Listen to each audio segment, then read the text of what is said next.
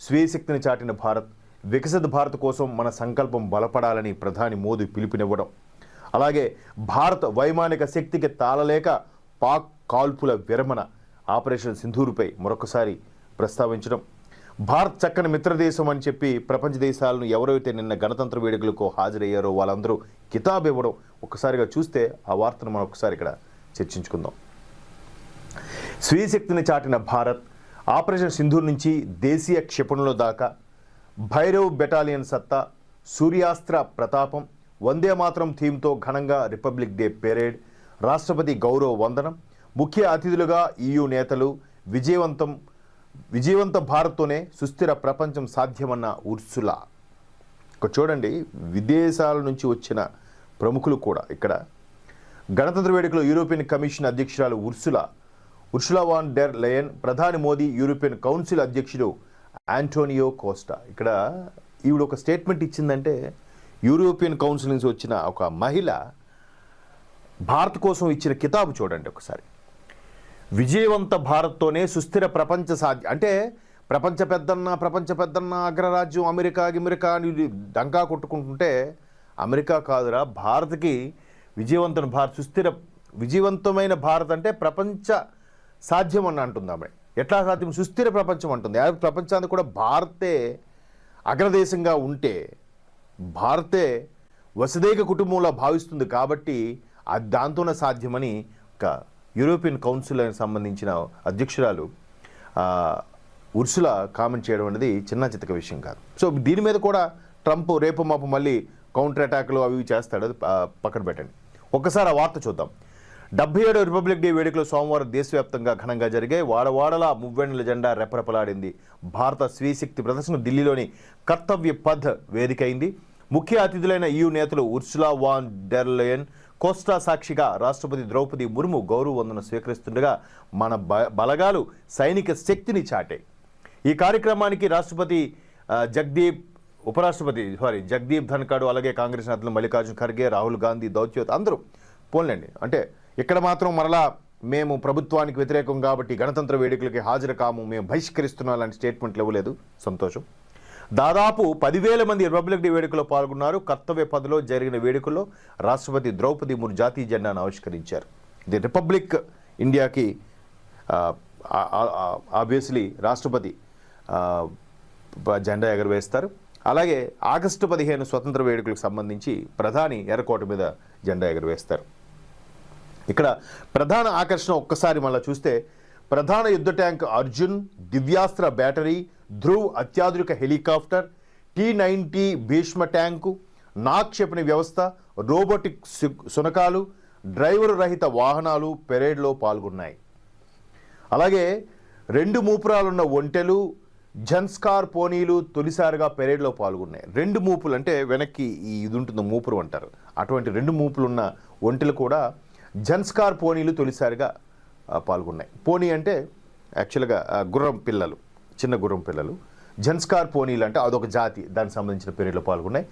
61వ కేవలరీ సభ్యులు పోరాట దుస్తులో పెరేడ్కు ముందస్తు వరుసలో అశ్వారూఢులై వెళ్లారు. పెరేడ్లో తొలిసారిగా పాల్గొన్న భిన్న స్కౌట్ యూనిట్ల కవాతుకు లెఫ్టినెంట్ అమిత్ చౌదరి నాయకత్వం వహించారు. పర్వత ప్రాంతాల్లో పనిచేసే ఈ దళాలు తీవ్ర హిమపాతాన్ని తట్టుకునే ప్రత్యేక శ్వేతవర్ణ దుస్తులు ధరించి ఆకట్టుకున్నారు. అంటే మైనస్లో ఉన్న డిగ్రీ, సియాచిన్ లాంటి ప్రాంతాల్లో మైనస్లో ఉన్నా కూడా వాళ్ళు తట్టుకునే శక్తి, వాళ్ళ ప్రెషర్, బీపీ అవి కూడా ఎంత అవాంఛనీయ ఘటనలు ఉన్నా ఒకేలాగా ఉండే ఒక శరీర దృఢత్వాన్ని ఏర్పరచుకునే ఒక సైనిక సిబ్బందిని అవి శ్వేతవర్ణంలో అంటే తెల్ల దుస్తుల్లో వాళ్ళు పాల్గొని అలరించారంట. అంటే ఇదిరా మా సత్తా. ఆల్రెడీ ఆపరేషన్ సింధూర్కో ఒక్కసారి ఝలక్ ఇచ్చి పడేశారు. ఆల్మోస్ట్ ఆల్ ఇది పోయించింది భారత ప్రభుత్వం పాకిస్తాన్ దుర్మార్గులకి. సో ఇక్కడ ఒకసారి చూస్తే శక్తిబండ్ రెజిమెంట్ తొలిసారిగా పెరేడ్లో పాల్గొంది. ఈ దళాన్ని ఫిరంగుల కోసం ప్రత్యేకంగా తీర్చిదిద్దారు. శక్తిబండ్ రెజిమెంట్ అంటే చాలా భారత భద్రతా వ్యవస్థలో చాలా రెజిమెంట్లు ఉంటాయి. ఆ రెజిమెంట్లో శక్తిబండ్ అనే రెజిమెంట్ ఒకటి ఉంది. ఆ రెజిమెంట్ కేవలం ఫిరంగుల ద్వారా అటాక్స్ చేసే దీన్ని వాళ్ళ నైపుణ్యంతో ఉంటారు. వాళ్ళు కూడా ప్రదర్శించారట. అంటే ఈ విధంగా ప్రతిదీ కూడా ఆపరేషన్ సింధూర్కి సంబంధించి కూడా ఇక్కడ ఒకటి ఉంది చూడొచ్చు. ఆపరేషన్ సింధూర్ చేపట్టిన విధానాన్ని ప్రదర్శించారు. గత ఏడాది పాకిస్తాన్లోని ఉగ్ర స్థావరాలపై చేపట్టిన దాడుల దృశ్యాలను ఓ వీడియో ద్వారా విడుదల చేశారు. ఇప్పుడు అది ఏంట్రా అనేది తెలుస్తుంది. మరోవైపు నిన్న ఒక అద్భుతమైన విషయం కూడా, ఒక మిలిటరీ సేనకి నాయకత్వం వహించిన, ఆయన పేరు గుర్తు రావట్లేదు నాకు, ఆయనకి ఒక పరమవీర చక్ర బిరుదిస్తూ బర్మాలో ఏదైతే తీవ్రవాద సంస్థలు ఉన్నాయో వాటిని అంతర్జాతీయ బార్డర్స్ లైన్స్ ఉంటాయి కదా, అవి దాటుకుంటూ వెళ్ళి సీక్రెట్ ఆపరేషన్ చేసి వాళ్ళని తుదముట్టించి మరలా భారత్లోకి ఎంటర్ అయ్యాడట. సో అది జనరల్గా భారత ప్రభుత్వం మనకి ఈ మధ్యకాలంలో సీతారామం అనే సినిమా ఏదైతే ఉందో ఆ సినిమాలో చూపించినట్టుగా మ్యాక్సిమం అలాంటి ఆపరేషన్స్కి బయట లీక్ చేయరు. ఎవరు చేశారు ఏంటి అనేది కూడా తెలియజెప్పరు.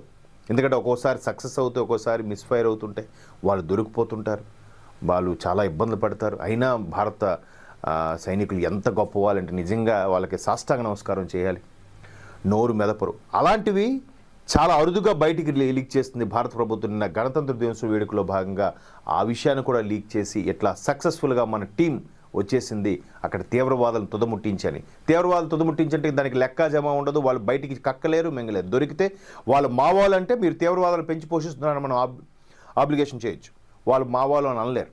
సో అట్లాంటి ఆపరేషన్స్ కూడా నిజంగా అద్భుతంగా భారత సైన్యం ముందుకు వెళ్తుందంటే ఒక అద్భుతమైన వ్యవహారం.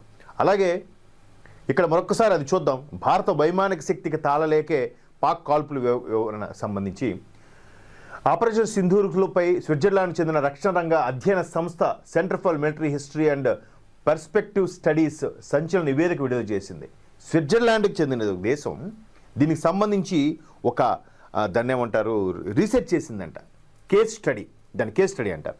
ఈ కేస్ స్టడీకి సంబంధించి విస్తుపోయే అంశాలు కూడా వాళ్ళు అధ్యయనంలో బయటకు చెప్పారు. ఎట్లా అంటే భారత వాయుసేన శక్తి సామర్థ్యాల వల్లే, మరొకసారి చూడండి, భారత వాయుసేన ఇండియన్ ఎయిర్ ఫోర్స్ శక్తి సామర్థ్యాల వల్లే భారత ఆపరేషన్ సింధూర్ను మొదలుపెట్టిన 4వ రోజునే కాల్పుల విరమణకు పాక్ విజ్ఞప్తి చేసిందని పేర్కొంది. ఇప్పుడు తెలిసిపోయిందిగా పాక్ యొక్క బండారం. ఇక్కడ మన పొరుగు దేశమో లేదంటే మన మిత్ర దేశమో కాదు, స్విట్జర్లాండ్. ఏ దేశంలో అయితే డబ్బు దాచుకుంటే సేఫ్టీ, ఏ దేశంలో ఉంటే వ్యక్తిగత ఐడెంటిటీకి భంగం కలగకుండా భద్రంగా ఉంచుతాయో అటువంటి స్విట్జర్లాండ్ దేశము సర్వే చేస్తే సంస్థ ఇట్లాంటి విస్తుపోయే అంశాలను బయట పెట్టిందంట. ఎట్లా 4వ రోజున అంటే 2025 మే 10నే కాల్పుల విరమణకు పాక్ విజ్ఞప్తి చేసిందని పేర్కొంది. CHPM సంస్థ తరపున స్విట్జర్లాండ్ చెందిన సైనిక వ్యవహారాల చరిత్రకారుడు అడ్రియన్ ఫ్యాంట్ నెల్లాజ్ సారథ్యంలో నిపుణుల బృందం ఆపరేషన్ సింధూర్పై సమగ్ర అధ్యయనం చేసింది. మనం డంకా కొట్టుకోవడం కాదు, నిజంగా ఆపరేషన్ సింధూర్ ఏ ముహూర్తం పేరు పెట్టి అటాక్స్ చేశారో, నిజంగా పెహల్గాం దాడితో అసూలు భాషలందరికీ మనం ఘనంగా నివాళులర్పించే పక్కన పెడితే నిజంగా ఆ ఘటనతో యావత్ ప్రపంచానికి భారత్ అంటే ఎదురా, దట్ ఈజ్ ఇండియా. అమ్మో వీళ్ళు పోనీలే ఎందుకులే అనుకునే కర్మసిద్ధాంతం మనుషులు, వీళ్ళతో మనం ఎన్నెన్ని చేసుకోవచ్చు అనుకున్న వాళ్ళందరికీ కూడా చెంపపెట్టు పైపెచ్చు ఇది పోసారు అందరూ.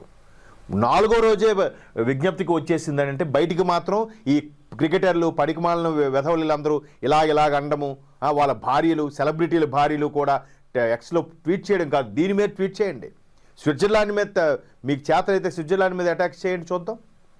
చేత కాదు, చేతకాని వెధవలు ఎప్పుడు వెనక నుంచి దొంగ దెబ్బలు తీయడమే, ఆడంగుల్లోగా వెనక నుంచి ఆడవాళ్ళని చంపడం, చిన్నపిల్లల్ని చంపడమే వీళ్ళకి తెలిసింది. అది ఒక్కటే, అంటే సిగ్గు ఏమి ఉండవు పక్కన పెడితే. అలాగే మే 7 నుంచి 10 వరకు 88 గంటల వ్యవధిలో భారత్ పాక్ మధ్య వివిధ చోట్ల జరిగిన సైనిక ఘర్షణల సమాచారాన్ని సేకరించి విశ్లేషించి ఒక నివేదికను తాజాగా CHPM ప్రచురించింది. అందులోని ముఖ్యాంశాలు ఇవి. ఒకసారి ముఖ్యాంశాలు చూద్దాం. ఆపరేషన్ సింధూర్ను మొదలుపెట్టిన తొలి రోజున ఒక రఫేల్ యుద్ధ విమానాన్ని భారత్ కోల్పోయింది. ఒక యుద్ధ విమానాన్ని కోల్పోయిందంట. అంటే మనం కూడా అది ప్రకటించాం. తర్వాత వాళ్ళలాగా మేము ఎన్ని కూల్చేసాం అన్ని కూల్చేసాం అని చెప్పలే. ఈ ఒక్క నష్టాన్ని పాక్ పెద్దదిగా చేసి చూపించి భారత్ వ్యూహాత్మకంగా వ్యవహరించి పాకిస్తాన్ గగనతల రక్షణ వ్యవస్థను ధ్వంసం చేసింది. గగనతల రక్షణ వ్యవస్థల్ని ఇంకేముందండి, శాటిలైటు రాడారు అన్నీ మడతట్టుకుపోయాయి. ఓకే, తద్వారా పాక్ వైమానిక శక్తి సామర్థ్యాలను చాలా వరకు తగ్గించింది. మొత్తం మీద ఆపరేషన్ సింధూర్లో పాక్పై భారత్ పూర్తి స్థాయి పైచేయిని సాధించిందని ఈ ఏదైతే ఆ PHMS PM ఏదో సంస్థ ఉంది, స్విట్జర్లాండ్ సంబంధించిన ఆ సంస్థ ఈ విధంగా ప్రకటన ఇచ్చింది. అంటే భారత్కి సంబంధించి ఏదైతే నిన్న గణతంత్ర దినోత్సవం సందర్భంగా మనం గ్రాండ్గా చేసుకున్నామో ఇది గ్రాండ్. ప్రతిసారి సైనిక కవాతు వాళ్ళని సెల్యూట్ చేశాము, పెరేడ్ చూసాము, ఆ రాజ్భవన్లో రాష్ట్రపతి భవన్ దగ్గర అదే కర్తవ్య పథ దగ్గర జరిగినవన్నీ టీవీలకు అతుకుపోయి చూడటం, ఇలాంటివి లీక్ చేస్తే ఒక్కొక్క భారతీయ పౌరుడికి నరాలు నిక్కబడుచుకుంటాయి, వెంట్రుకలు నిక్కబడుచుకుంటాయి, నరాలు ఉప్పొంగుతాయి. సో ప్రతిదీ కూడా నిన్న ఎంత గ్రాండ్గా చేశారంటే అలాగే చూడండి.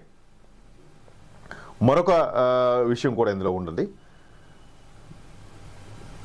ఇక్కడ వికసిత భారత్ కోసం మన సంకల్పం బలపడాలని కూడా ప్రధాని, అంటే ఈ ఆపరేషన్ సింధూర్ సక్సెస్ అయిన తర్వాత డైరెక్ట్గా ఎక్కడి నుంచి అయితే మనం అన్ని అటాక్స్ చేసామో ఆ రాజస్థాన్లో ప్లేస్ గుర్తు రావట్లేదు, అక్కడికి డైరెక్ట్గా రక్షణ మంత్రి రాజ్నాథ్ సింగ్ వెళ్ళిపోయి వాళ్ళందరికీ సెల్యూట్ చేశారు.